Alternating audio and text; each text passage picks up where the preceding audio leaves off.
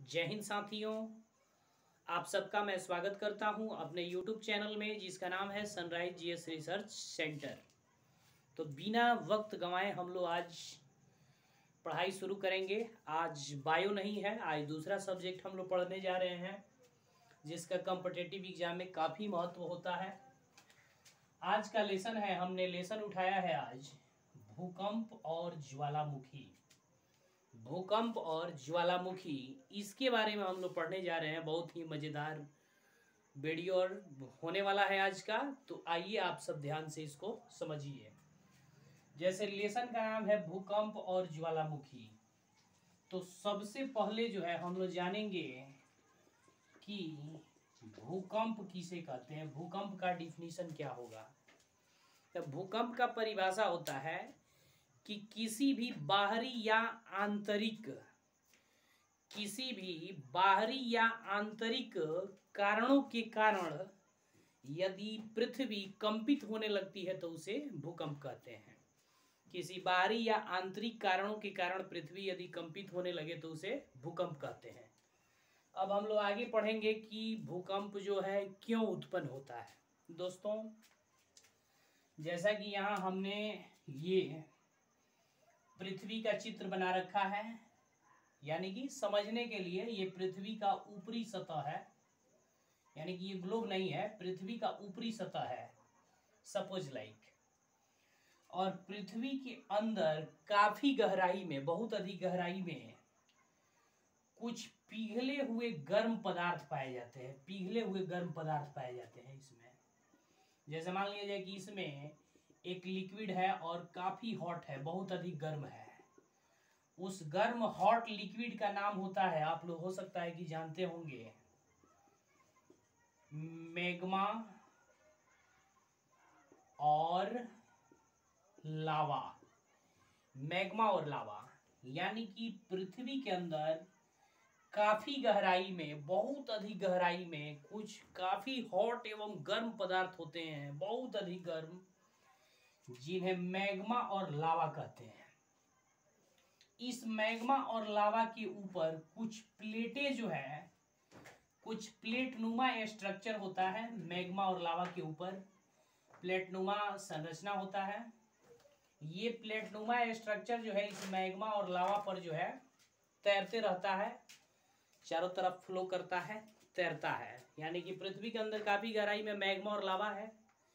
Magma और लावा के ऊपर कुछ प्लेट नुमा स्ट्रक्चर है जो तैरते रहते हैं। जैसे मान लिया जाए कि ये दोनों प्लेट हो गए और ये मैग्मा और लावा पर तैर रहे हैं, लेकिन कभी किसी कारणवश जो है उन प्लेटों के बीच जब जो है जोरदार टक्कर होता है तो उनके आपस में टकराने के कारण वेव उत्पन्न होता है। वेव यानी कि तरंग उत्पन्न होता है।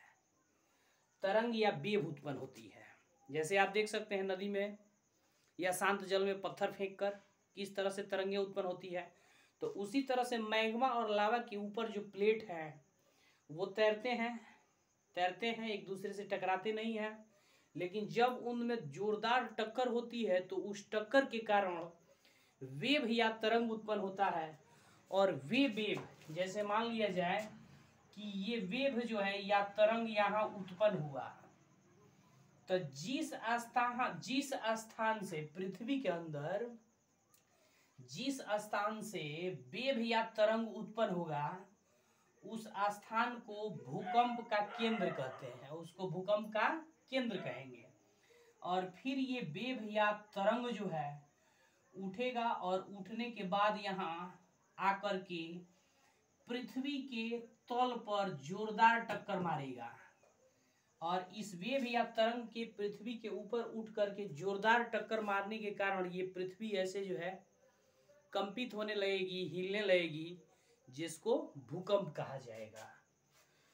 तो जैसे मान लिया जाए कि भूकंपीय तरंग की उत्पत्ति पृथ्वी के अंदर जिस स्थान से हुई उस स्थान को क्या कहेंगे जी, तो उस स्थान को कहेंगे भूकंप केंद्र। और भूकंप केंद्र के जस्ट ऊपर जहां भूकंपीय तीव्रता सबसे ज्यादा पाई जाती है उसको हम लोग कहते हैं अधिकेंद्र, उसको अधिकेंद्र कहते हैं। इसके बाद जो है, जैसे आप देख सकते हैं कि पृथ्वी के इस हिस्से से जैसे सबसे पहले वेव जो है तरंग यहाँ पहुंचेगा और यहाँ से जो है तरंग यहाँ थोड़ी देर बाद पहुंचेगा यहाँ, और यहाँ से यानी कि भूकंपीय केंद्र से तरंग जो है यहाँ भी पृथ्वी के इस वाले एरिया पर भी थोड़ा देर बाद पहुंचेगा। तो भूकंपीय तरंग की उत्पत्ति जिस स्थान से हुई उसके ऊपर वाले हिस्से को अधिकेंद्र कहते हैं, जहां भूकंपीय तरंगों की तीव्रता अधिक होती है।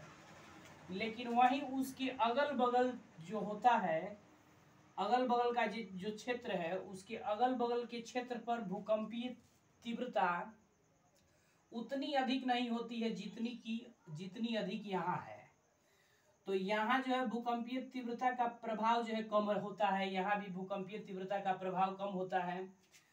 तो जहाँ भूकंपीय तीव्रता का प्रभाव कम है और जहाँ से भूकंप की उत्पत्ति हुई है, उन दोनों को एक सरल रेखा के द्वारा मिला देंगे तो उस सरल रेखा को समभूकंप रेखा कहेंगे। समभूकंप रेखा यानी कि ये भी हो गई समभूकंप रेखा और ये भी हो गई समभूकंप रेखा।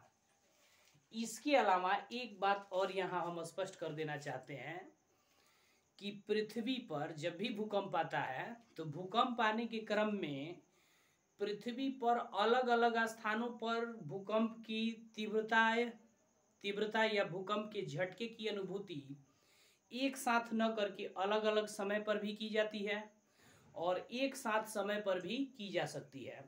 तो पृथ्वी पर भूकंप की अनुभूति जिन जिन स्थानों पर एक साथ की जाती है उन स्थानों को यदि एक सरल रेखा के द्वारा मिला दें तो उस सरल रेखा को, जैसे कि आप यहाँ देख सकते हैं, उस सरल रेखा को हम लोग कहते हैं सहभूकंप रेखा। यानी कि एक बार और इसको समझ लीजिए, पृथ्वी पर एक ही समय में भूकंप के झटके जहां जहां उत्पन्न होते हैं उन सबको जिस रेखा के द्वारा मिलाया जाता है उस रेखा को सहभूकंप रेखा कहते हैं।